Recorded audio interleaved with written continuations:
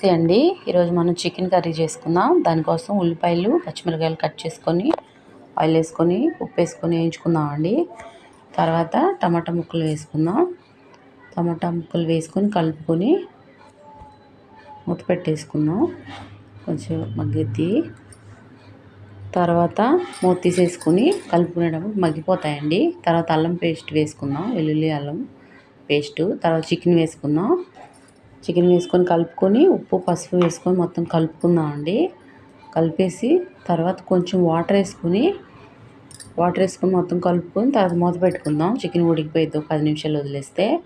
తర్వాత కారం గరం మసాలా వేసుకొని మొత్తం కలిపేసుకొని తర్వాత కూడా కొంచెం వాటర్ వేసుకుందాం. వాటర్ వేసుకొని మళ్ళీ మొత్తం కలిపేసుకున్న తర్వాత మూత పెట్టేసుకొని ఒక 5 నిమిషాలు ఉడికించుకుందాం. తర్వాత కొత్తిమీర వేసుకుంటే చికెన్ కర్రీ రెడీ అయిపోయిద్దండి. చాలా బాగుంటుందండి. ఈజీగా లైక్ చేసి సపోర్ట్ చేయండి. ట్రై చేసి చూడండి.